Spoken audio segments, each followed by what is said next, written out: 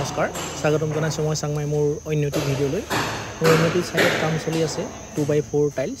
আৰু ইয়া সম্পূৰ্ণ পুৰণা ঘৰ আছিল এতিয়া সম্পূৰ্ণ ঘোলা পলিচৰ ওপৰতে আমি এডিসি লগোৱা হৈছে মই এডিসিখিনি দেখাইছোঁ এই এডিসি হয় টাইলৰ এডিসি টাইপ 2 ব্যৱহাৰ কৰা হৈছে ইয়াতে আৰু ইয়াতে টাইপ 1 টাইপ 2 টাইপ 3 থাকে এটো সম্পূৰ্ণ কাজাৰিয়া এডিসিভ হয় ইয়াত টাইলছৰ ওপৰত টাইলছ লগাই দিব পাৰে আমি এটো গোলা পলিচ আছিল আগতে এটো পলিচ কৰা আছিল পুৰণা ঘৰ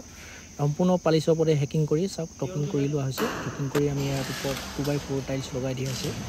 2x4 টাইলছ এইবিলাক এই ৰুমত প্ৰায় আজি কাম খতম হৈ যাব এইবিলাক জয়েন্ট ব্লক সব জয়েন্ট ব্লক আপুনি সম্পূৰ্ণ জয়েন্ট ফিক্স হৈছে ইয়াতে জয়েন্ট দিব পৰা নাই স্পেস দিও লগা হয় মানে ইপক্সি কাৰণে ইপক্সি হ'ব সিমেন্ট হ'ব সিমেন্ট জয়েন্ট কমাও পাৰে নহ'ব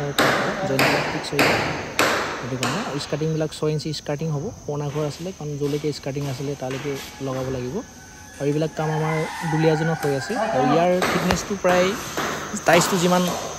মানে ডাঠ থাকে থিকনেছ থাকে হিমানটো থিকনেছতে ইয়াক লগাব পৰা যায় আৰু ৰুমটো যদি লেভেলিং থাকে তাতকৈ কমতো হৈ যায় ম্যাক্সিমাম 7 mm 8 mm ৰ ভিতৰত লগোৱা হৈ যায় মানে 2x2 টাইলছ হ'ব লাগে 2x4 হলে টাইলছটো অলপ এৰিয়াটো ডাঙৰ থাকে কাৰণে অলপ মাজত বেন্ড থাকে এটো কাৰণে ইয়াৰ প্ৰায় 16 mm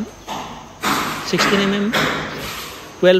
10 mm 8 mm ৰ দৰকাৰ হৈ যায় এডিসিটো প্ৰায় 12 mm বা 10 mm দিলে ইয়াক বহাবলৈ সুবিধা হয় আৰু এইবিলাক কাম আমি প্ৰায় 22 টকা 24 টকা এনেকৈ লোৱা হৈ যায় আৰু ভঙাৰ চাৰ্জটো এক্সট্ৰা হয় আৰু মোৰ ভিডিঅ'বিলাক যদি চাই ভাল পায় কমেন্ট কৰিবলৈ নাপাহৰিব আৰু কোকৰ পৰা ভিডিঅ' চাই আছে জনাবলৈ নাপাহৰিব